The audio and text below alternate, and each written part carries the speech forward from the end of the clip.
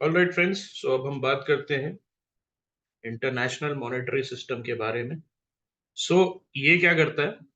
जितने भी आपके रूल्स हैं, प्रैक्टिसेस है, इंस्ट्रूमेंट्स है, फैसिलिटीज है, ऑर्गेनाइजेशन है, जो क्या करेगा, इंटरनेशनल पेमेंट और फाइनेंशियल ट्रांजैक्शन सिस्टम को वर्क करवाता है ना। तो यहाँ पर इसका क्लासिफिकेशन देखते हैं। तो based on the exchange rate determination there is something known as the fixed currency regime, जहां पर करेंसी का जो वैल्यू है वो किसी गोल्ड या दूसरे करेंसी से मैच होता है। अब जब मैं बात करता हूँ फिक्स करेंसी रेजीम का, तो can I say that INR and the NR, Indian rupee and the Nepalese rupee, they are pegged at 1.6।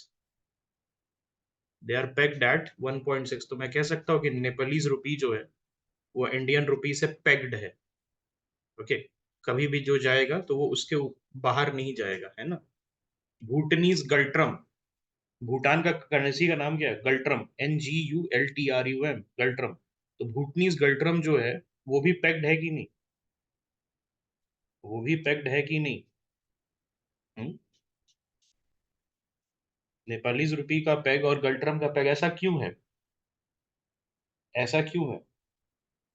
इन्होंने क्या कहा है कि एक्सचेंज रेट जो है हम इस तरीके से रखेंगे, 1.6 NPR will be equal to 1 INR since 1993। जो नेपालीज गवर्नमेंट का जो पॉलिसी आया था। तो ये क्यों करते हैं, कोई बता सकता है? Why 1.6 Nepalese rupee will be peg to 1 Indian rupee? ऐसा क्यों होगा? ऐसा क्यों होगा? कोई रीजन हो सकता है? Maybe you guys can think of a reason why some country will try to peg. The answer is to protect from inflation. Inflation protects inflation. देखिए, अगर नेपालीज रुपी अपने आप पे छोड़ दिया जाए तो क्या नेपाल की इकोनॉमी इतनी स्ट्रांग है? क्या नेपाल की इकोनॉमी इतनी स्ट्रांग है? वो सस्टेन कर पाएगा? हम्म? क्या नेपाल की इकोनॉमी इतनी स्ट्रांग है that can it sustain? The answer is no. तो क्या हो जाएगा? वो भागने लगेगा। अभी इंडियन रुपी के साथ सहारा लेके खड़ा है। इट इज, ये जो है सहारा लेके खड़ा है इंडियन रुपी का कि 1.6 NPR will be equal to 1 INR। ठीक है। तो डिड यू अंडरस्टैंड? इन्फ्लेशन से प्रोटेक्ट करने के लिए, इन्फ्लेशन से प्रोटेक्ट करने के लिए हम फिक्स्ड करेंसी रेजीम यूज करते हैं। Floating currency regime, so currency value fluctuates according to the market forces of supply and demand। और हमारे इंडिया में क्या है? Managed float. इसका मतलब क्या होता है मैनेज फ्लोट का? मतलब कि आरबीआई जो है वो छोड़ देती है, आरबीआई जो है वो छोड़ देती है to the rupee to a certain range. मतलब 70 से 85 के बीच में the rupee is free to. एक हाइपोथेटिकल एग्जांपल लेते हैं कि आरबीआई ने कहा कि 70 से 85 is the range of the free floating rate. मतलब rupee can ping pong between 70 to 85 rupees according to the market. लेकिन जैसे ही 70 के नीचे आ जाए, RBI will come and do what? RBI will buy more dollars, yes और no. जैसे ही 1 USD इक्वल्स टू 70 रुपी के नीचे आने लगे तो बाई करेगा कि सेल करेगा dollar? will it buy the dollar or will it sell the dollar? It is going to buy dollar. Dollar को एक्सपेंसिव बनाना है क्योंकि रुपी जो है बहुत ज्यादा अप्रिशिएट कर रहा है। And then exports is going to become expensive, yes और नो? You understand this? क्या ये चीज आपको समझ में आई? 70 रुपए के नीचे चला जाएगा तो आरबीआई क्यों बाई करेगा डॉलर को? ताकि डॉलर को स्कार्स बनाए। डॉलर को जब स्कार्स आप बनाएंगे तो डॉलर की वैल्यू ऊपर जाएगी, रुपी फिर वापस से डेप्रिशिएट करने लगेगा। It is a necessity. Why? Because then your exports will start to become very, very uncompetitive. Foreign market में इंडियन एक्सपोर्ट महंगी होने लगेगी। People will start to purchase other substitutes. क्या ये आराम से आ गया कंसेप्ट? और मान लो 85 के ऊपर जाएगा तो फिर क्या करेगा? Sell dollars, buy rupee. Sell dollar and buy rupee. Why? Because फिर हमारी करेंसी को स्ट्रेंथन करने की जरूरत है, मार्केट में रुपी की स्कार्सिटी बनाना है। Is it clear? तो आरबीआई क्या करता है, एक रेंज तक अलाउ कर देता है फ्लोट करने के लिए, लेकिन उसके बाद वो क्या करता है, मैनेज करता है। तो हमारा जो है हाइब्रिड मॉडल है, जहां पर हम ना 100% मार्केट फोर्सेस पे डिपेंड रहते हैं, ना 100% हम ये जो है पेगिंग पे डिपेंड रहते हैं। ना हम पेग करते हैं, ना मार्केट फोर्स पे करते हैं, हम एक मैनेज, एक हाइब्रिड सिस्टम बना रहे हैं। Is it clear to everyone? ये आपका क्वेश्चन आएगा यूपीएससी में, बहुत पॉसिबिलिटी है this type of questions can come, conceptual है, आप इसको बिल्कुल बना सकते हैं। उसके बाद based on the form of foreign reserve there is something known as the gold standard. Currency value जो है it is directly linked to gold. मैंने ये क्लास में आपको बताया था कि निक्सन के पहले, रिचर्ड निक्सन करके एक प्रेसिडेंट हुआ करते थे 1970s में, उनके पहले जो है गोल्ड स्टैंडर्ड हुआ करता था। मतलब अगर आपको प्रिंट करना है डॉलर या कोई भी रुपी या कोई भी करेंसी जो कि गोल्ड स्टैंडर्ड पे पेग्ड है, तो यू हैव टू माइन और buy equivalent amount of mine और buy equivalent amount of gold, है ना। अब यहां पर आप एक चीज देखिए, पहले के जमाने में सुना है आपने 1 रुपए में पूरे घर का किराया, 2 रुपए में पूरे महीने का खाना पीना राशन सब हो जाता था। 1960s की मैं बात कर रहा हूँ। 8 आने में एक बड़े रेस्टोरेंट में आप खाना खा सकते थे। 1 रुपए में 2 रुपए में, 3 रुपए में बर्थडे पार्टी बन जा रही थी। 20 रुपए की सैलरी हुआ करती थी, है ना। तो ऐसा क्यों होता था? बिकॉज उस समय गोल्ड स्टैंडर्ड से जब लिंक था, जब आपका करेंसी गोल्ड स्टैंडर्ड से लिंक था, तो it was very expensive to print money. अब समझ में आ रहा है why earlier inflation was not this much. Inflation इतना रेयर कंसेप्ट क्यों था, अभी इतना कॉमन कंसेप्ट कैसे है? बिकॉज पहले अगर आपको मनी प्रिंट करना था, तो अगर मनी प्रिंट करना है, so you need to have what, you need to have what, आपको उतना ही इक्विवेलेंट गोल्ड चाहिए। तो क्या गोल्ड अबंडेंस में है? Is gold abundant in nature?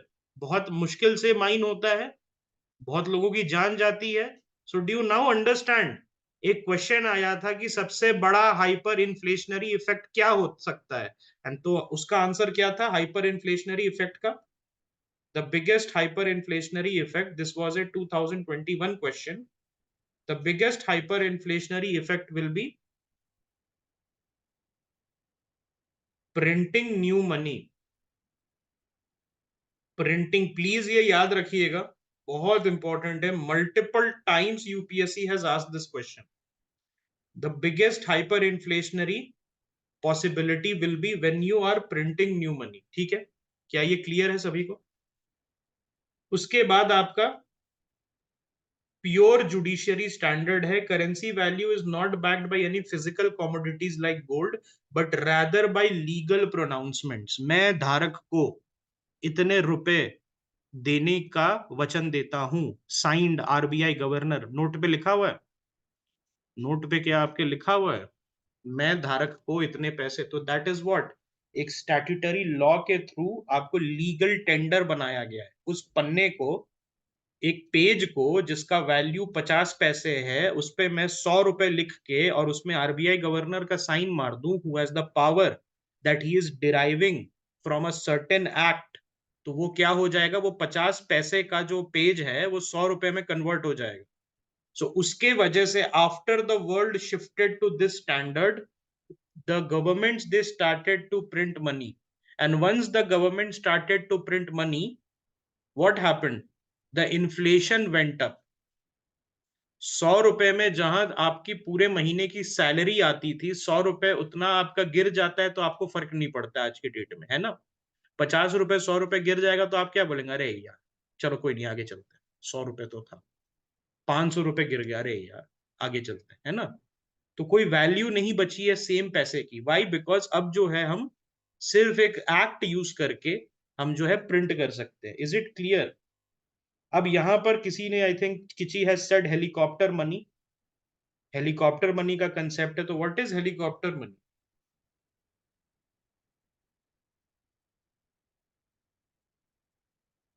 Helicopter money होता क्या है? Newly printed money that is distributed among the people to stimulate the economy. और ये कब होता है? During recession. ड्यूरिंग रिसेशन हम क्या करते हैं?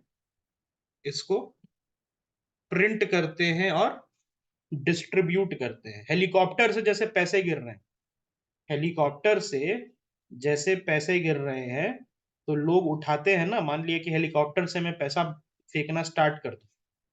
Suppose I start to, okay, अपने ग्रुप पे देखिए एक इमेज आया होगा, आपको थोड़ा सा आइडिया मिला होगा। तो हेलीकॉप्टर आपने हेलीकॉप्टर से फेंका पैसा तो सब नहीं कलेक्ट करने लगता, उसी तरीके से सरकार हेलीकॉप्टर से पैसा फेंकने लगती है। तो is it clear to everybody? क्या ये टॉपिक सबको क्लियर हो गया है, हेलीकॉप्टर मनी क्या होता है? और gold exchange standard, the currencies will be pegged to some another currency that is convertible into gold. Okay, तो करेंसी जब दूसरे करेंसी पे पेग्ड होता है, करेंसी जब दूसरे करेंसी पे पेग्ड होता है, तो एक कंसेप्ट आपको याद होगा, नॉट सिमिलर बट एग्जैक्टली, ये जो कंसेप्ट था थोड़ा सिमिलर था but not exactly similar, dollarization. Where Argentina wanted that हम जो हैं क्या करें कि यूएस डॉलर को as a legal tender use करें, अपनी करेंसी को, अर्जेंटीनियन पेसो को हम हटा दें और डॉलर को हम यूज करें। तो ऐसा बहुत कंट्रीज करती हैं, जैसे जिम्बाब्वे में इंडियन रुपी एक समय एक्सेप्ट होने लगा था। वाई जिम्बाब्वे में? बिकॉज जिम्बाब्वे की करेंसी वर्थलेस बन चुकी थी। वहां 50 ट्रिलियन जिम्बाब्वियन डॉलर में एक आइसक्रीम आता था। 50 ट्रिलियन जिम्बाब्वियन डॉलर में एक आइसक्रीम आने लगा था। तो printing money has been a very old trick but it has never worked. Printing money जो है, इसीलिए गोल्ड स्टैंडर्ड इतना लोग इसको याद करते हैं। Why do people remember the gold standard? Because उस समय you can not print, okay, you could not print as per your whims and fancies, you needed the particular backing of gold। अगर उतना गोल्ड आपके पास नहीं है तो आप print नहीं कर सकते। You can not print the cash unless and until you have banking in gold. तो इसीलिए जो है उस समय इस तरीके से इन्फ्लेशन नहीं बढ़ता था।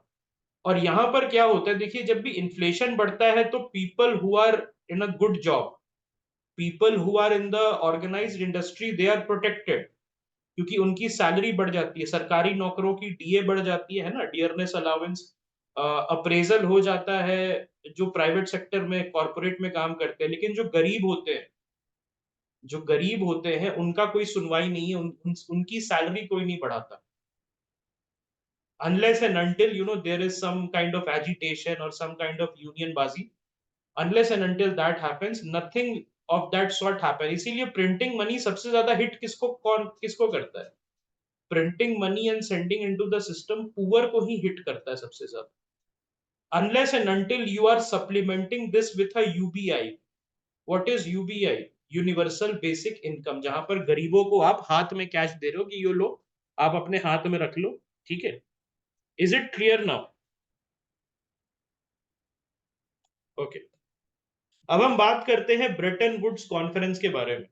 तो ब्रेटन वुड्स कॉन्फ्रेंस जो था 1944 में हुआ था। तो आप देख सकते हैं एक साल पहले, approximately before the world war ended. तो ये क्यों हुआ था? ताकि पोस्ट वर्ल्ड वॉर जो है फिनेंशियल सिस्टम पे डिसीजन बन पाए। तो वहां से ब्रेटन वुड्स सिस्टर निकल के आई थी, दो सिस्टर्स। ब्रेटन वुड्स की सिस्टर्स कहा जाता है इनको। क्या नाम है इनका? दोनों बहनों का नाम क्या है? IMF and world bank. IMF and world Bank. Okay, so international monetary fund IMF जो है 1944 में फाउंड हुआ था और दिसंबर 27 1945 से चालू हुआ है। प्राइमरी एम क्या है? Foster global monetary cooperation, secure financial stability, facilitate international trade, promote high employment and sustainable economic growth. बहुत ध्यान से देखिए, monetary cooperation, financial stability, international trade, sustainable economic growth. क्या ये चीज आपको समझ में आ रहा है? That nothing of sorts of developmental projects are there, no mandate of developmental projects। ये काम किसका है? वर्ल्ड बैंक का है। आपको घर बनाना है, स्कूल बनाना है, ओके, हॉस्पिटल बनाना है, कोई ब्रिज बनानी है, आपको कोई डैम बनाना है, तो क्या आईएमएफ पैसा देगा? आईएमएफ उस समय पैसा नहीं देता है। In that situation the IMF does not give money. IMF gives money जब आपको मॉनेटरी पॉलिसी में क्राइसिस होता है, आपका फॉरेक्स रिजर्व गिर जाता है। ठीक है, यहां देखिए, you they want to facilitate international monetary cooperation, exchange rate stability and orderly exchange arrangements, okay, assisting in establishing a multilateral system of payments and eliminating foreign exchange restrictions, okay, providing temporary financial resources to member country। कहीं पर भी developmental projects की बात नहीं की गई है यहाँ पर, आप देख सकते हैं। ठीक है, यहां पर सिर्फ आपके exchange rate stability, monetary policy में कुछ दिक्कत है, लिक्विडिटी क्राइसिस है, डेट पे डिफॉल्ट करने वाले हैं आप, सिर्फ वहां पर बात होती है। स्कूल कॉलेज बनाने के लिए पैसा नहीं देता है। कभी भी ये क्वेश्चन आएगा कि रिसेंटली कुछ डब्ल्यूएचओ का हुआ था, तो डब्ल्यूएचओ के साथ कौन सा दूसरा ऑर्गेनाइजेशन आया हुआ है, तो क्या आईएमएफ कभी डब्ल्यूएचओ के साथ कुछ लॉन्च करेगा? कभी यूएनडीपी के साथ नहीं करेगा। व्हाई? बिकॉज आईएमएफ का mandate is very specific. IMF's mandate is only related to all these things, like helping with the liquidity crunch, helping with the exchange rate stability, helping with loan problems, crisis management at the macro level, can I say like this? Crisis management at the macro level, ऊपर के level पे ये बात करता है, नीचे गांव गांव और कस्बों में नहीं जाता है स्कूल बनाने के लिए। वहां उसके लिए दूसरा इंस्टीट्यूट है, उसका नाम क्या है? उसके लिए एक और इंस्टीट्यूट ब्रेटन वुड से निकला था, उसका नाम है World Bank. Okay, so I think जब भी क्वेश्चन आए रैपिड फाइनेंसिंग फैसिलिटी या गोल्ड ट्रांश, एक्सचेंज रिजर्व, इस टाइप की बात आए, तो तुरंत आपको क्या करना है? Your first thought has to go towards IMF. बहुत पॉसिबिलिटी है कि IMF would be the answer.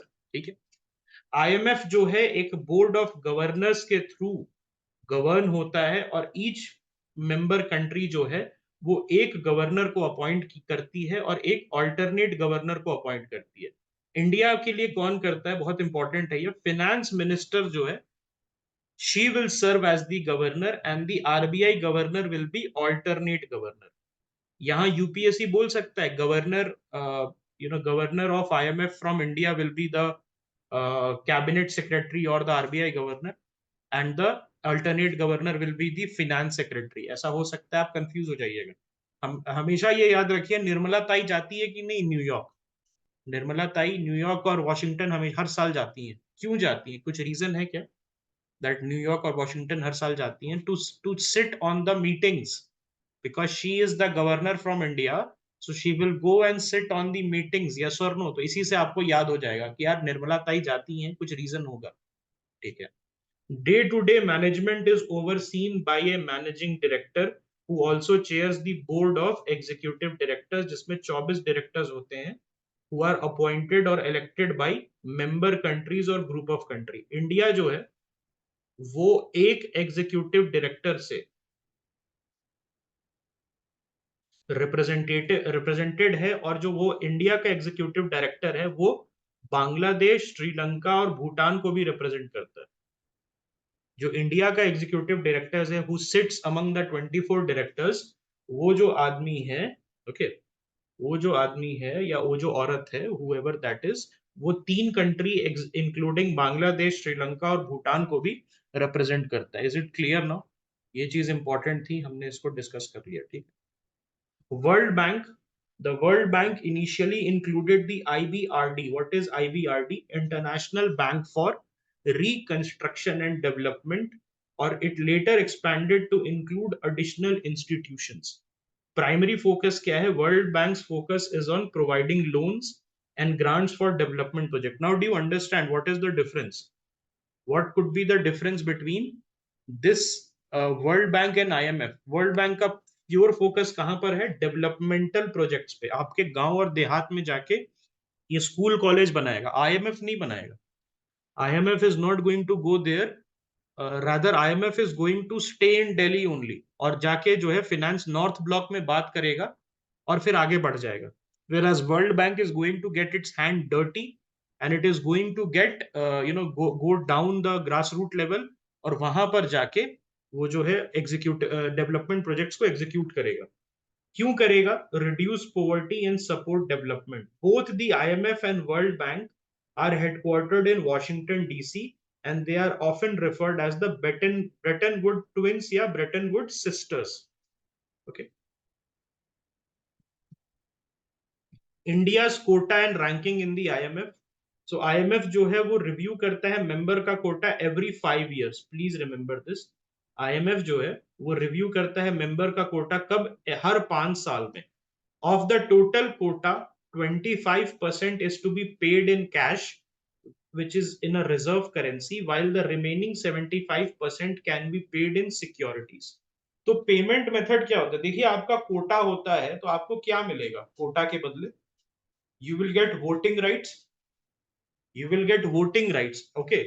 अब ये कोटा का जो जैसे IMF ने कलेक्ट किया अपने मेंबर से पैसा, तो IMF ने इतने सारा पैसा कलेक्ट करके क्या करेगा? फिर उसको लोन की तरह देगा. तो कहना ही से दैट इंडिया का पैसा पाकिस्तान को भी जा सकता है. अगर IMF बेल आउट देगा तो हो सकता है कि उसमें इंडिया का भी पैसा लगा हो. ओके, है ना? India has borrowed from the IMF during critical balance of payment situation. पहली बार 1981-84 में 3.9 बिलियन का इसका था हमारा जो क्लेम था. उसके बाद 1991 में 3.56 बिलियन हमने उठाया था. IMF bail out package. India signed the extended fund facility agreement with IMF in fiscal 1981-82. तो अब क्वेश्चन आएगा, एक्सटेंडेड फंड फैसिलिटी, 4 ऑप्शन है तो IMF पे टिक कर लेंगे. इतना याद रखिएगा, एक्सटेंडेड फंड फैसिलिटी किसका रहता है? आपका IMF का रहता है. ठीक है. तो ये क्या होता है? What is EFF? What is an EFF? तो ये क्या करेगा? ये फिनेंशियल असिस्टेंस प्रोवाइड करेगा to countries who are facing serious medium term balance of payment problem. और ये बैलेंस ऑफ पेमेंट प्रॉब्लम किस लिए होता है? क्या ये स्मॉल टाइम लिक्विडिटी क्राइसिस के लिए होता है? क्या ये स्मॉल टाइम लिक्विडिटी क्राइसिस के लिए होता है? नहीं. This is due to structural problems. बहुत ध्यान से सुनना, बहुत इंपॉर्टेंट है ये. स्ट्रक्चरल प्रॉब्लम्स की वजह से होता है. ये आपका ओवरनाइट लिक्विडिटी क्रंच नहीं है, एक दिन का नहीं है. This is due to long term negligence. Exactly. अब जैसे एग्जांपल के तौर पे, जब पाकिस्तान को बेल आउट दिया गया था, पाकिस्तान को जब बेल आउट दिया गया था तो उसको क्या बोला गया? आप सब्सिडी बंद कीजिए अपने इलेक्ट्रिसिटी डिपार्टमेंट की. The moment the bailout package went to hit the Pakistani accounts, Pakistani consumers, they started getting inflated electricity bill.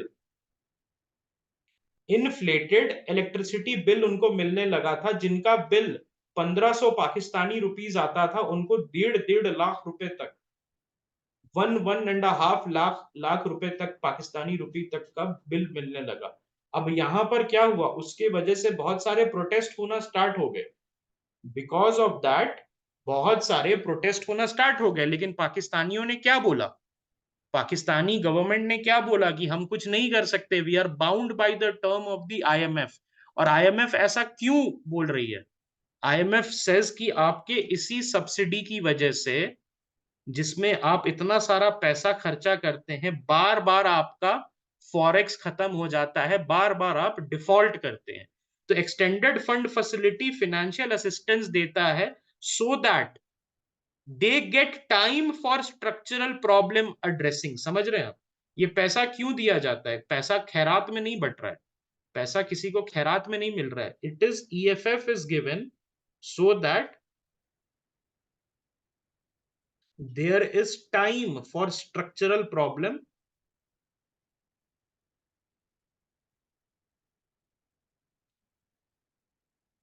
Addressing. Is it clear friends? क्या ये क्लियर है? Yes. Okay.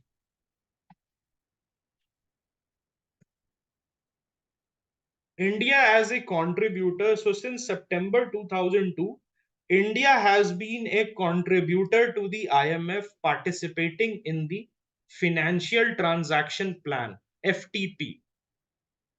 Now, what is this FTP? Financial Transaction Plan क्या है? India 2002 से, तो 1980s में India क्यों जाएगा IMF के पास? ये समझो 1980s में इंडिया क्यों जाएगा? कोई रीजन है? To ask for money. और फिर 2002 में क्यों जाएगा? 2002 में क्यों जाएगा? ताकि लेंड मनी। अब इंडिया के फॉर्च्यून्स चेंज हो गए थे फ्रेंड्स, इंडिया के जो फॉर्च्यून्स हैं वो चेंज हो गए थे। अब इंडिया लेंड कर सकता है मनी, पहले मांगा था इंडिया ने, अब इंडिया दूसरे कंट्री को दे सकता है। तो आईएमएफ को बोला कि now let me come and part of be your financial transaction plan.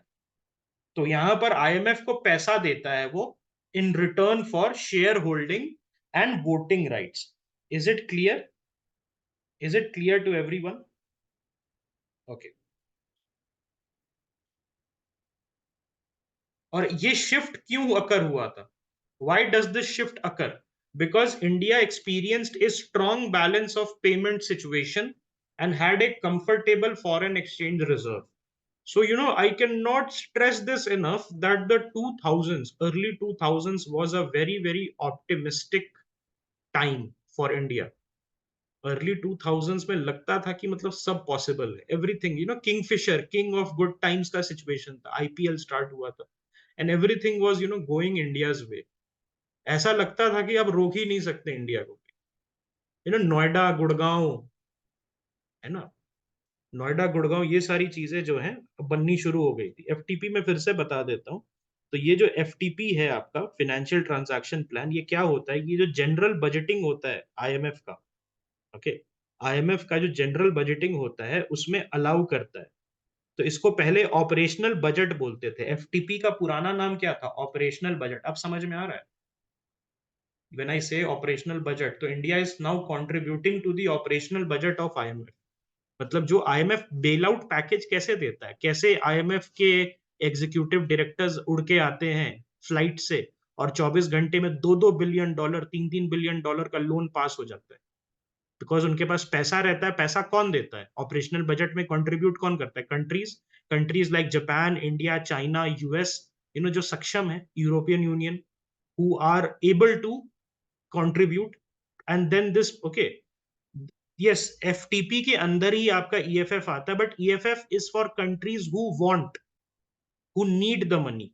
और एफटीपी में कौन कंट्रीब्यूट करेगा? जिनके पास पहले से पैसा है। Okay, so maybe if any Pakistani tries to tease you on the social media, you can say हम लोग एफटीपी वाले हैं, ईएफएफ वालों से बात नहीं करते। ओके, हम एफटीपी के कंट्रीब्यूटर्स हैं, हम ईएफएफ के अवेलर से बात नहीं करते। ठीक है,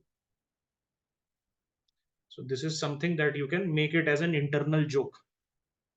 अब हम बात करते हैं रैपिड फाइनेंसिंग फैसिलिटी की। 2022 का प्रीलिम्स में ये डायरेक्ट क्वेश्चन था। ओके, कंट्रीज नहीं, जनरली वोट पे रहता है। ओके, वोट पे रहता है और वोटिंग जो है हर बार नहीं की जाती है। There is some degree of executive independence that is given. There is some degree of executive independence that is given to IMF officials कि आपको मैं पैसा दे देता हूं, बाकी आपको कैसे यूज करना है। अगर मान लो कि क्लियर पता चल रहा है कि आईएमएफ का पैसा टेररिज्म के लिए पाकिस्तान यूज कर रही है, टेररिज्म के लिए अगर पाकिस्तान यूज कर रही है आईएमएफ का पैसा, तब इंडिया बोल सकता है that see what you have done, हमने आपको पैसा दिया है इस सब काम के लिए नहीं, और फिर वोटिंग बुला सकती है, पाकिस्तान को एडमोनिश कर सकती है, ये सारी चीजें हो सकती है, लेकिन some degree of independence is there. नहीं तो फिर क्या होगा, IMF will that be an effective body concerning the fact that IMF का जो एड है that has to come as an immediate relief within 24 to 48 hours in majority of the cases. Can I say like this? है ना? क्योंकि मान लिया कि अगर वोटिंग होगी उस पे, हर चीज पे, कि आईएमएफ का लोन पास होगा कि नहीं, तो do you think that countries can navigate the 24 to 48 hours which are very crucial? मान लो कि 2 दिन के बाद, है ना, 2 दिन के बाद ग्रीस, एक बार ग्रीस का क्या हुआ था कि 2 दिन के बाद उसका डिफॉल्ट होने वाला था लोन।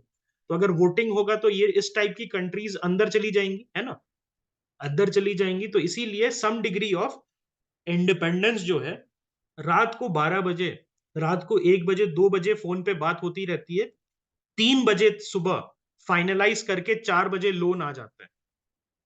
ओके, 4 बजे जो है वो लोन आ जाता है। सो ग्रीस के साथ क्या हुआ था, ग्रीस ने 2004 में ओलंपिक्स होस्ट किए थे, तो उसमें इतना खर्चा हो गया था उनका, एक छोटी कंट्री है ग्रीस, इतना खर्चा हो गया था that they could not sustain that and they went under. तो फाइनेंशियल मिसमैनेजमेंट के चलते वो जो है उनका एक बहुत बड़ा प्रॉब्लम आ चुका था। ठीक है, अब रैपिड फाइनेंसिंग फैसिलिटी की बात करते हैं। It was established by the IMF to provide immediate financial assistance with limited conditionality to member country who are facing an urgent 24 से 48 घंटे 24 to 48 hours में जिनको मदद चाहिए, तो they can avail the rapid financing facility. और ये natural disasters और इकोनॉमिक टर्मोइल में यूज होता है। तो यहाँ पर एक चीज आपको समझ में आ रही है क्या, नेचुरल डिजास्टर और इकोनॉमिक टर्मोइल में आईएमएफ का पैसा कहाँ जाएगा, ब्रिज बनाने में या एम्बुलेंस खरीदने में? नहीं, नेचुरल डिजास्टर की वजह से, नहीं नहीं नहीं, नेचुरल डिजास्टर की वजह से जो लिक्विडिटी क्राइसिस आया है उसको करने में, उसको हटाने में। उसके बाद एक आप एक तरफ से फ्री हो जाएंगे ना। देखिए, गवर्नमेंट को फोकस कहां करना है, गवर्नमेंट को फोकस करना है कि मुझे कैसे लोगों को बचाना है, लोगों को कैसे बचाना है। लेकिन अगर गवर्नमेंट का फोकस रहेगा यार अब तो मेरे पैसे भी इधर भी खत्म हो रहे हैं, मेरा लिक्विडिटी भी खत्म होता, फॉरेक्स भी खत्म हो रहा है, तो वहां पर आईएमएफ बोलेगा ये लो रैपिड फाइनेंसिंग फैसिलिटी में तुम्हारा मैं करेंसी को स्टेबल कर दे रहा हूं, तुम्हारा मैं फॉरेक्स को स्टेबल कर दे रहा हूं। तब तक तुम्हारे पास अब टाइम है, you can go to the world bank, you can go to sovereign countries, you can go to the international banks, you can go to the aid and relief funds and you can also do fund raising, ताकि तुम्हारा ambulance, बाकी लोगों का जो बचाने का पैसा है वो तुम बना सको। Do you understand this thing? क्या ये आपको समझ में आ रहा है? तो कहीं पर भी पैसा आईएमएफ का पैसा कभी भी डेवलपमेंटल कार्यों में नहीं जाएगा। It will never go into developmental works, it will always go into monetary relief, monetary balance of payment crisis, forex crisis, okay, day to day जो आपका रहता है लिक्विडिटी क्राइसिस, उसमें जाएगा। यस, इकोनॉमी को सस्टेन करती है ताकि इकोनॉमी वगैरह फॉल ना हो। All IMF countries are eligible for rapid financing facility, but it's particularly aimed at low income and middle income countries. तो क्या इंडिया एलिजिबल होगा इसके लिए? Is will India be eligible for rapid financing facility? बिल्कुल, हम lower middle income country है कि नहीं? We are a lower middle income country, है ना?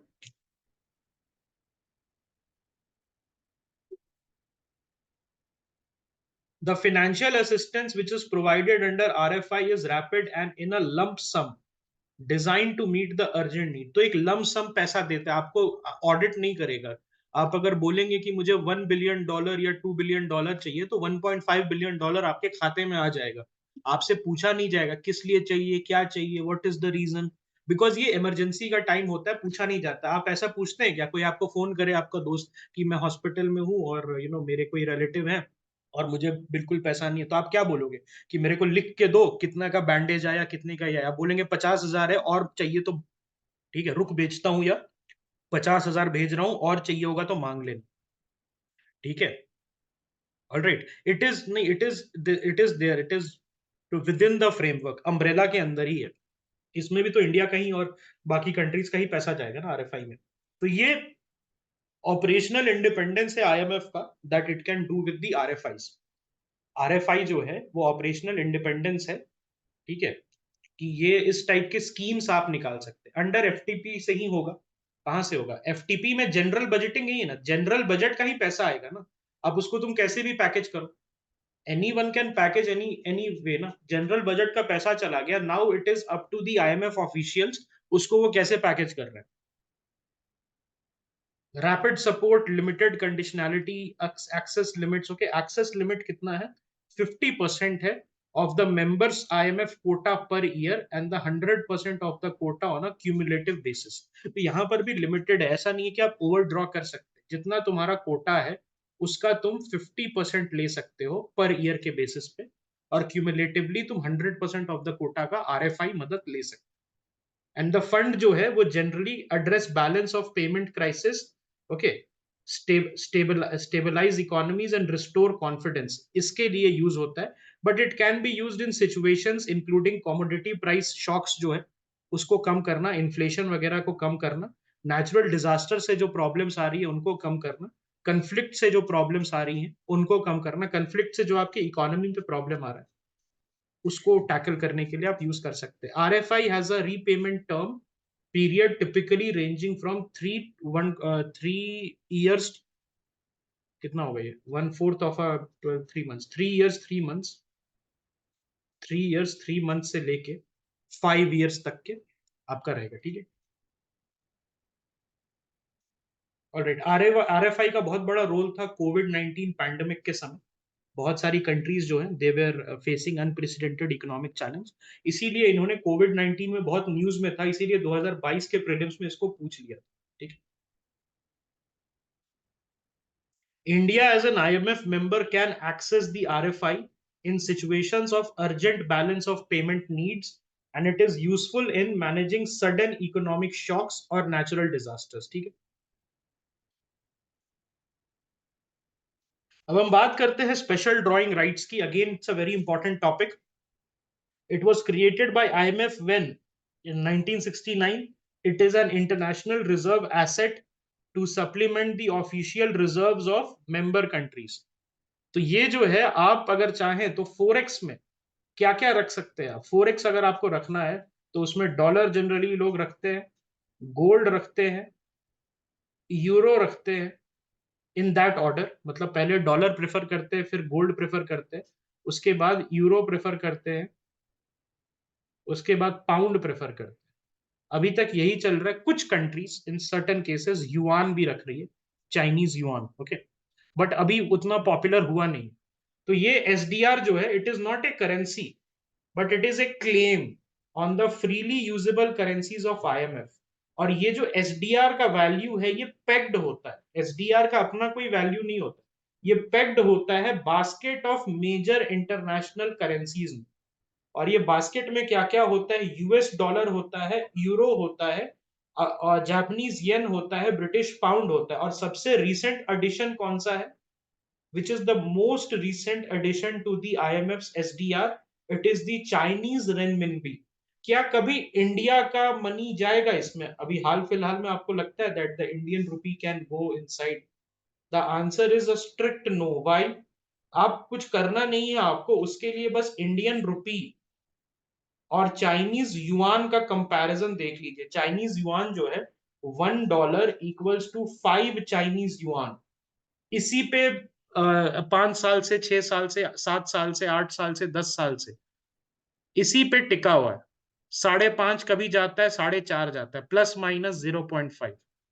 इंडियन रुपी 40 से शुरू हुआ था 2006-07 में, और अब आ चुका है 84 पे। Do you think that is musings of A respectable currency? क्या वो हम कह सकते हैं कि या एक विश्व गुरु करेंसी है? नहीं है, इट इज नॉट अ विश्व गुरु करेंसी राइट नाउ। जिस दिन इंडियन करेंसी का फ्लक्चुएशन रेट 85 ±2 हो जाएगा, या 85 ±1 हो जाएगा, मतलब बहुत ज्यादा अगर नीचे जाएगा तो 84 चला जाता है, और बहुत ज्यादा ऊपर जाएगा तो 86 चला जाएगा, उस दिन हमारा ऑटोमेटिकली आईएमएफ कंसिडर कर ले। आईएमएफ बोलेगा कि ठीक है, अब जो है इसको, ओके, अब जो है इसको आप लेके आइए। अभी के लिए बात करते हैं एसडीआर बास्केट करेंसी में सबसे बड़ा कंपोनेंट किसका है। इसमें भी वेटेज अलग अलग है फ्रेंड्स। सबसे बड़ा कंपोनेंट किसका है, किसके करेंसी का? सबसे बड़ा है यूएस डॉलर का है 43%। 43%। उसके बाद नंबर 2 पे किसका है? नंबर 2 पे यूरो है 29%। उसके बाद किसका है? चाइनीज येन है 12.5%। उसके बाद क्या है? जापानीज येन है 7.5%। और फिर है ब्रिटिश पाउंड एट 7.4%। ये चीज याद रहेगी आपको, यूएस डॉलर, यूरो, चाइनीज रेनमिंबी। क्या आपको यूपीएससी पूछ सकता है कि इसको अरेंज करिए हाईएस्ट टू लोवेस्ट में, क्या वेटेज है एसडीआर का? Is it possible? It can be possible, इसलिए it is always good to remember this. It is always good to remember this. Is it fine now? ठीक। Okay, चलिए। SDR जो है, it's not a currency please remember, but a potential claim on the freely usable currency. एक basket of currency मैंने बता दिया है। These are allocated to countries by the IMF, and the countries can exchange SDRs for usable currencies in the times of need. तो ये basically एक reserve की तरह काम करता है, जिसको आप एक्सचेंज कर सकते हैं into usable currencies. Into what? Into usable currency. तो क्या ये करेंसी बास्केट एक एक्स्ट्रा स्टेबिलिटी दे रहा है कि नहीं? हम किसी एक करेंसी पे ज्यादा डिपेंडेंट नहीं है, हम मल्टीपल बिग करेंसीज पे डिपेंडेंट हैं। जिससे क्या होगा?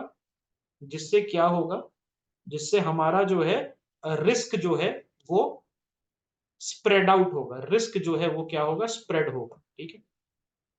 ये this can be used in the time of crisis to provide nations with liquidity.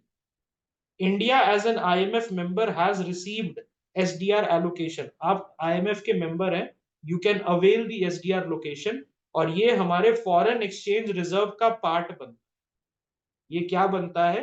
ये हमारे फॉरेन एक्सचेंज रिजर्व का पार्ट बनता है। So can you tell me which is the top commodity that we hold when it comes to foreign exchange reserve? Foreign exchange reserve में सबसे बड़ी commodity क्या है? इज इट गोल्ड और dollar? Is it gold और dollar?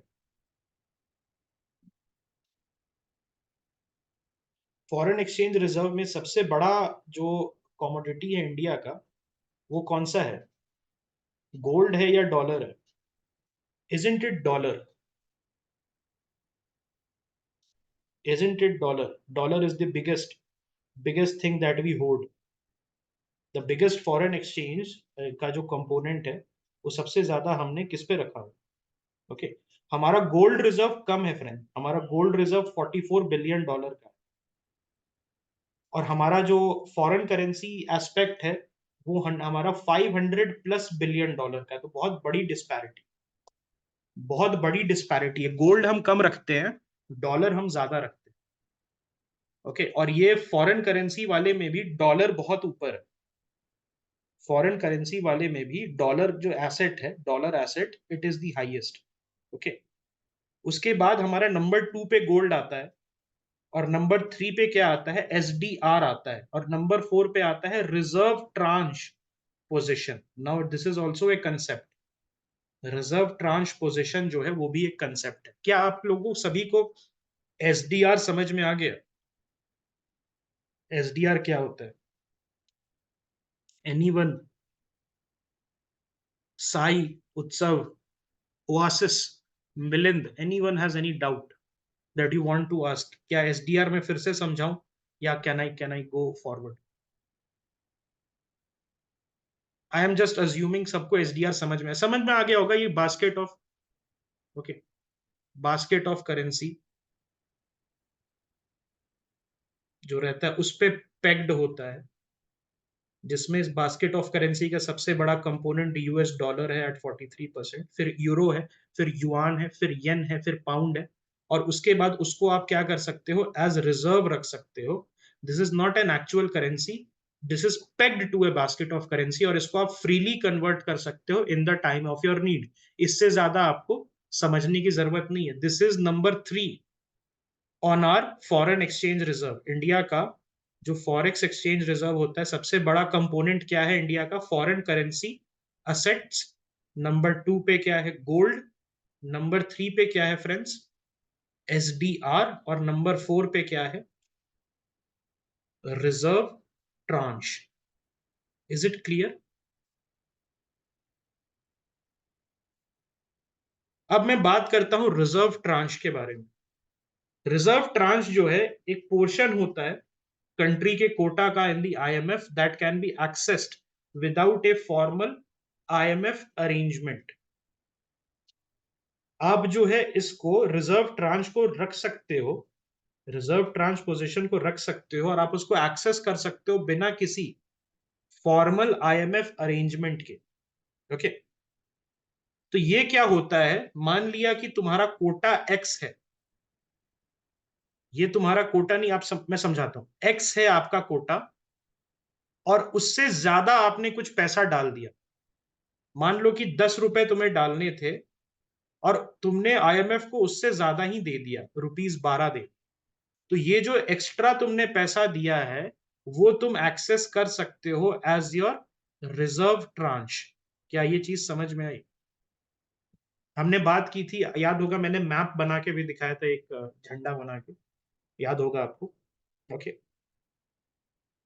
इसमें क्या होता है, जितना भी तुमने पैसा दिया है, 12 रुपए दिए हैं, तो मान लो कि total liability with the IMF।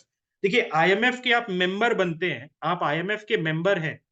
If you are the member of IMF, तो व्हाट हैपेंस, आपको कुछ रिस्पॉन्सिबिलिटी है, कुछ पैसा देना है IMF को। तो वो पैसा माइनस हो जाता है आपके जितने भी आपने पैसा दिया है IMF को, and the rest of money you can now access as a reserve tranche. Okay, और यहां पर आप कोई बिना कंडीशन के, बिना सर्विस फी के आप इसको एक्सेस कर सकते हो। क्या कर सकते हो आप इसको बिना, ऑलराइट, बिना किसी भी कंडीशन के आप इसको एक्सेस कर सकते हो। ठीक है, क्लियर है? क्लियर है?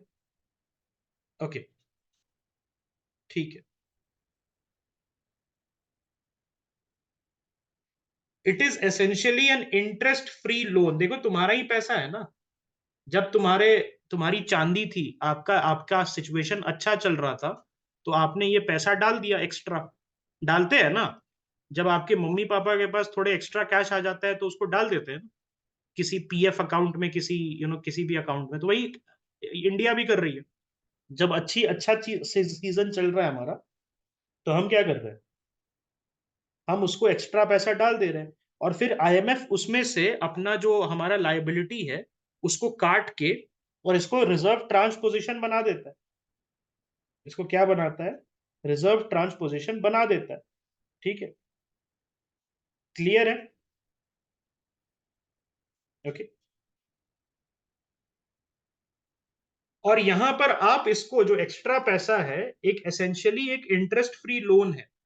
एक इंटरेस्ट फ्री लोन है। Countries they pay interest on their quota, but they earn interest on their reserve tranche position. आपको अपने इंटरेस्ट पे, ये जो है यहां पर, इस पे आपको इंटरेस्ट मिलेगा। जो एक्स्ट्रा पैसा आपने डाला हुआ है उस पे आप, ओके, अपने रिजर्व ट्रांच पे देते हैं। तो ये चीज आपको समझ में आना चाहिए कि रिजर्व ट्रांच को अवेल कीजिएगा, यू डोंट हैव टू पे इंटरेस्ट। आपको इंटरेस्ट पे करना है किस पे? अपने कोटा पे। जो आपने कोटा वाला लोन लिया है, अपने कोटा का लोन लिया है, उस पे आप IMF को इंटरेस्ट देते हैं। लेकिन जो आपने रिजर्व ट्रांच रखा हुआ है उस पे आपको इंटरेस्ट मिलेगा। सो यहां पर can I say that IMF is functioning as a bank, as a financial intermediary, taking interest from countries who have taken IMF loan and giving interest to people who have parked their funds, excess fund with the IMF. Can I say like this? Can I say like this? कि एक financial intermediate की तरह काम कर रहा है। Reserve tranche पे याद रखिएगा, अपने रिजर्व ट्रांच पोजीशन पे आपको इंटरेस्ट मिलता है and you pay interest on the quota loans. But अगर आप रिजर्व ट्रांस पोजीशन को अवेल करना चाहते हैं, you don't have to pay an interest and you don't have to pay a service fee and you don't have to give them any kind of explanation that why the hell you are using this reserve tranche position, because this is your own money, you have just parked it with the IMF. Is it clear now? और ये जो reserve transposition का जो पैसा है, क्या ये दूसरे कंट्री को दिया जा सकता है? क्या ये रिजर्व ट्रांसपोजिशन का जो पैसा है आप दूसरी कंट्री को बिल्कुल दे सकते हैं. IMF इसको यूज कर सकता है. ओके, IMF जो है इसको यूज कर सकता है, लेकिन एट द सेम टाइम जब आप इसको अवेल करना चाहे आप अवेल कर सकते हैं. ओके, क्या एकदम क्लियर है? ओके, ठीक है.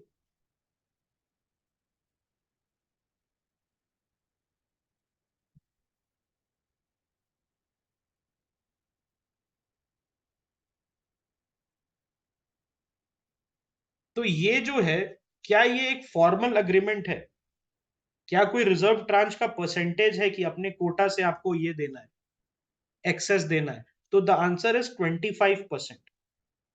इनिशियली जो है 25% जो है आपके कोटा का, ये मान लो कि ये पूरा पैसा तुमने दिया है, उसका 25% जो है इसको रिजर्व ट्रांच की तरह रखा जाए, और बाकी का जो पैसा है वो तुम्हारा membership fees to the IMF. Okay, membership fees to the IMF, इन सब में यूज किया जाएगा. ठीक है. और यहां पर आप देखिए, रिजर्व ट्रांच को एक और चीज बोलते हैं. रिजर्व ट्रांच को facility of the first resort. मतलब, why is the reserve tranche known as the facility of the first resort? Because सबसे पहले ये इसको लेंगे. अगर कोई भी प्रॉब्लम आए तो सबसे पहले रिजर्व ट्रांच को टैप करना है.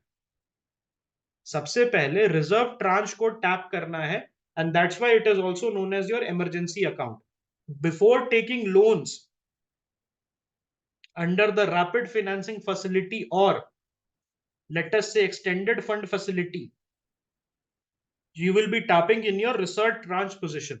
Okay, अपने रिजर्व ट्रांच पोजीशन में आप टैप करेंगे. ठीक है.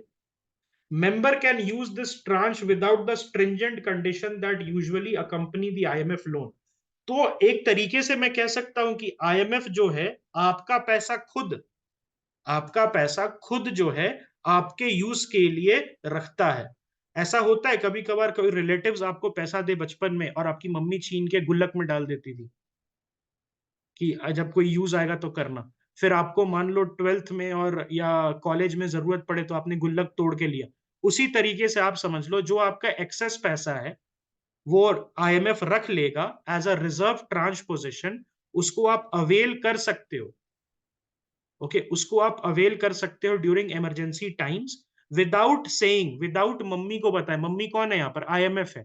विदाउट मम्मी को बताए कि मैं वो क्यों पैसा यूज कर रहा हूं. Is it clear now? क्या रिजर्व ट्रांच एकदम क्लियर है सभी को?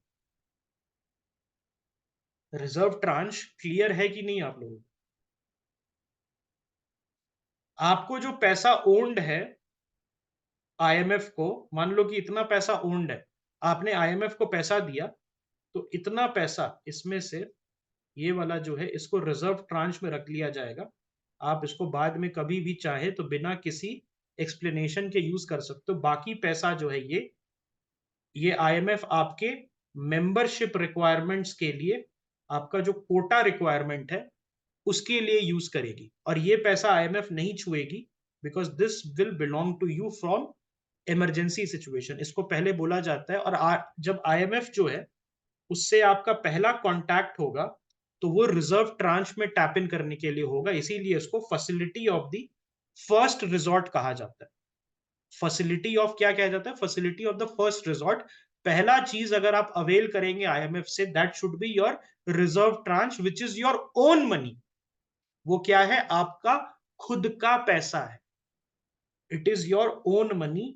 आप जो है बिना किसी कंडीशन के, आप जो है उसको बिना किसी इंटरेस्ट के अवेल कर सकते.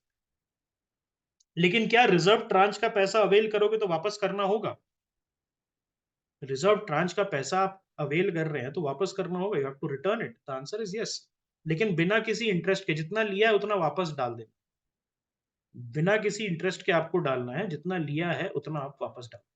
अगर कोई कंट्री चाहे, उसके पास एक्सेस पैसा है, तो क्या वो अपना रिजर्व ट्रांस पोजीशन बूस्ट कर सकता है? एक्स्ट्रा पैसा डाल सकता है वहां पर, ज्यादा यूनिट्स खरीद सकता है एसडीआर के? The answer is yes. Both, अगर ज्यादा पैसा हो गया है आपके पास, तो you can always by more reserve tranches, and you can always by more SDR. ठीक है, आपको जो है आप अपना कोटा भी बढ़ा सकते हो। You can buy more quota, but quota क्या ऐसे ही बढ़ जाएगा?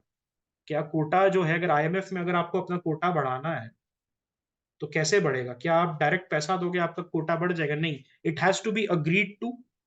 इंडिया ने अपना कोटा बढ़ाया है हाल फिलहाल में, तो उसमें क्या हुआ है, जो बोर्ड ऑफ डायरेक्टर्स है उनमें जो जितने भी मेंबर्स हैं बोर्ड ऑफ डायरेक्टर्स में, उनको अग्री करना होता है, उसको वोट करना पड़ता है, उसके बाद अग्रीमेंट होती है। ठीक है,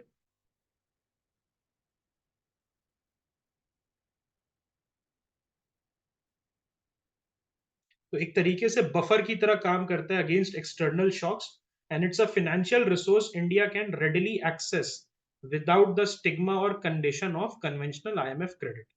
अब मैं बात करता हूं वर्ल्ड बैंक ग्रुप के बारे में। तो वर्ल्ड बैंक ग्रुप में टोटल 5 की इंस्टीट्यूशंस हैं।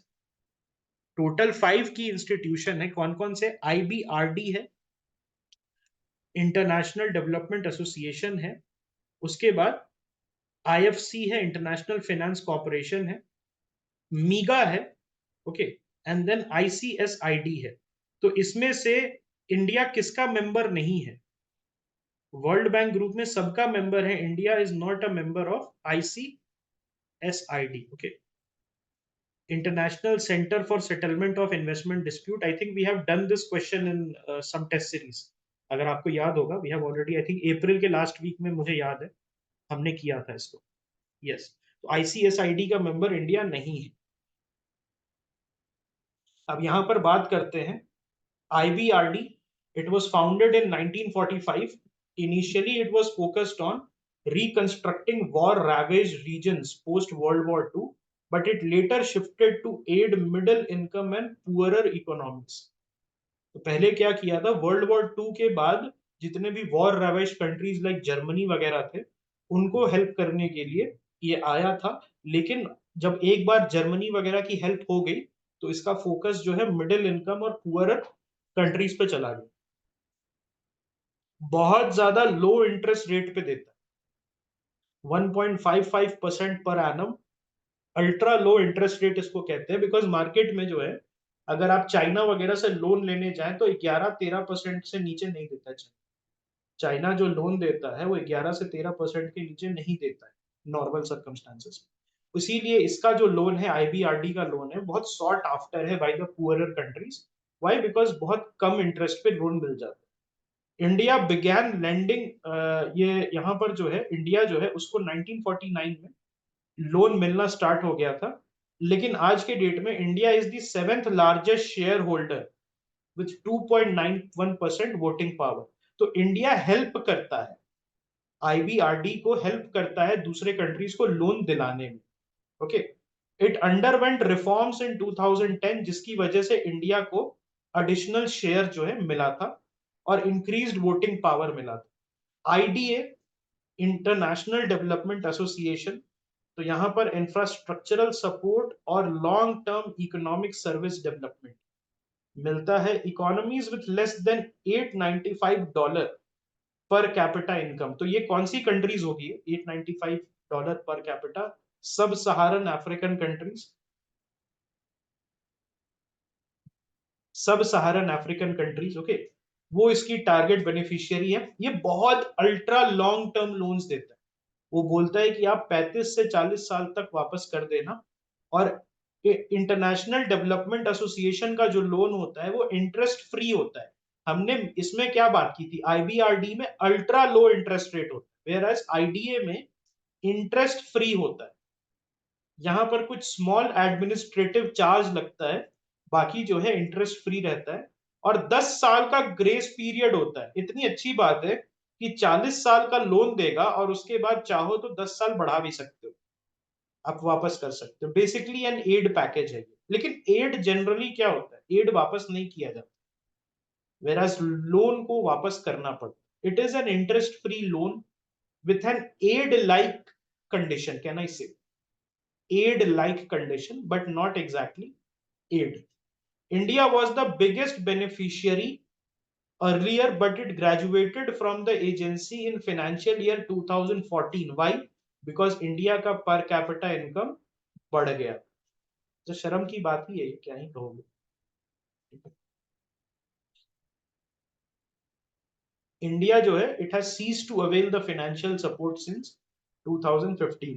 IFC, International Finance Corporation, so it was established in 1956 and it supports private sector companies in member nations. It offers lower than commercial interest rate, provides financing and advice for PPP ventures and helps create conducive investment environment. तो क्या ये रिलायंस और बिरला को देगा loan? International finance corporation किस type के private sectors को देगा? बिरला या अदानी को देगा? MSME को नहीं देगा। All women units, SHGs, all women units, FPOs, farmers producers organisations, इस टाइप के इस टाइप के एंटिटीज को। ओके, यहां पर जो है इंडिया में सिग्निफिकेंट इंक्रीज हुआ है IFC इन्वेस्टमेंट का, enhancing foreign investor confidence in the Indian economy. Why foreign investor confidence? वो ये देखेंगे दूसरे फॉरेन इन्वेस्टर की, यार IFC इतना अग्रेसिवली पैसा दे रहा है अगर इंडिया को, तो इसका मतलब इंडिया की सिचुएशन ठीक है, वो पैसा वापस मिल सकता है ना। Then comes your ICSID। ICSID क्या करता है? इट वाज एस्टैब्लिश्ड इन 1966 और ये आर्बिट्रेट करता है investment dispute between states and foreign investors, and it's nature is binding on parties. Voluntary participation होता है, लेकिन एक बार अपने अग्री कर दिया तो फिर आप उसको वापस नहीं ले सकते, आपको माननी पड़ेगी बात। India is not a member, that's why Enron issue का केस जो था इंडिया पे नहीं लगा था। जब एनरॉन गया था, एनरॉन कंपनी ICSID में गई थी, तो उसमें इंडिया पे सवाल नहीं लगे थे। Is it clear? इंडिया क्या ICJ का पार्ट है और ICC का पार्ट है? इंटरनेशनल कोर्ट ऑफ जस्टिस और इंटरनेशनल क्रिमिनल कोर्ट का पार्ट है, ICJ का पार्ट है, ICC का पार्ट नहीं है। ICC किस से एस्टैब्लिश हुआ था? रोम स्टैट्यूट से पास हुआ था, रोम स्टैट्यूट से पास हुआ था, ठीक है। India is member of ICJ but not ICC। Membership is believed to encourage foreign investment, but it poses a risk. ICSID का अगर आप मेंबर बन जाइएगा तो एक तरीके से इन्वेस्टर में कॉन्फिडेंस रहेगा कि अगर इंडिया के साथ कोई भी झगड़ा होता है तो हम ICSID पे जा सकते हैं, लेकिन उससे क्या होगा? India will lose its sovereign powers. India का decision making power as a sovereign entity it will hamper. Okay, Asian Development Bank, it was founded in 1966। ये किसका इनिशिएटिव था? ADB। ये किसका इनिशिएटिव था? ADB जापान का। ये फिलीपाइंस में इन्होंने हेडक्वार्टर्स बनाया था और यहां पर जो है सभी तरीके से मेंबर्स हैं। 48 from Asia, 19 from other regions are there. Okay, main function क्या है? प्रमोट करना पब्लिक प्राइवेट इन्वेस्टमेंट। तो world bank of Asia, can I say ADB is just like world bank of Asia.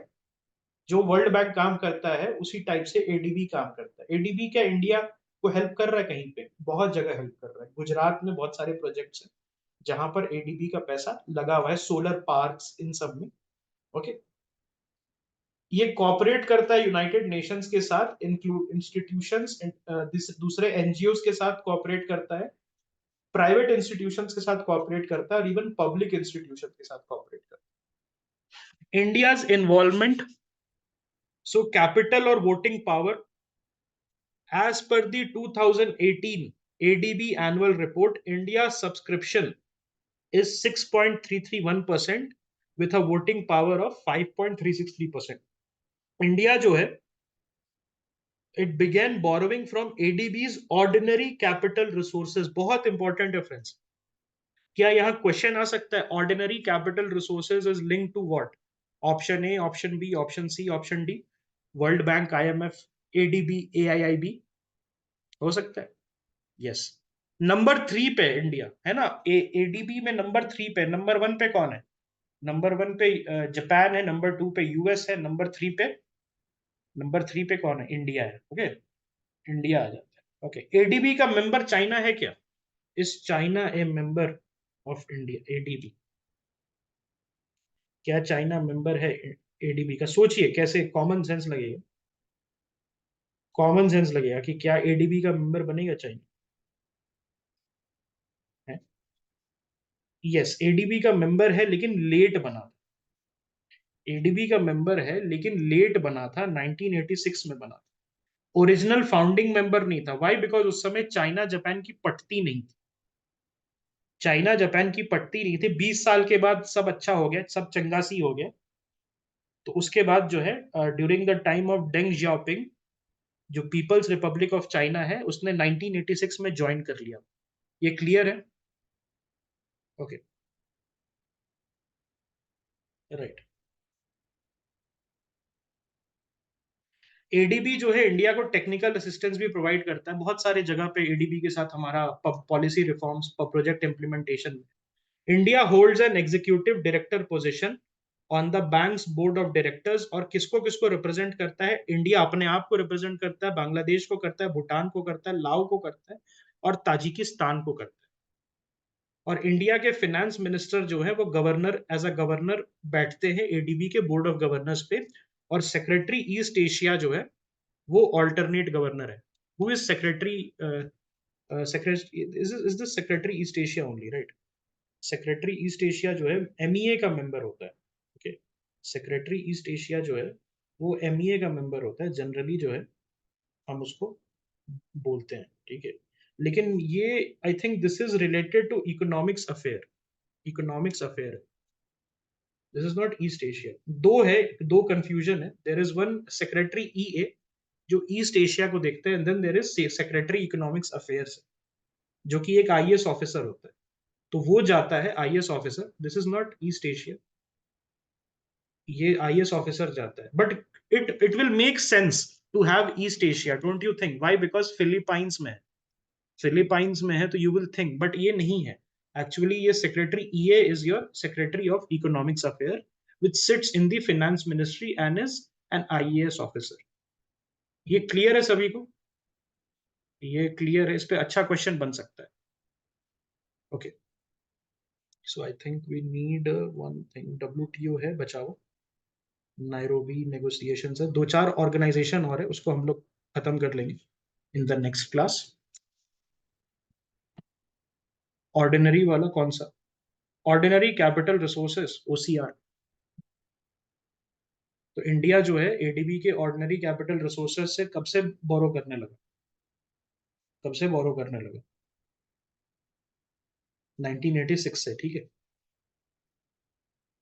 Clear है?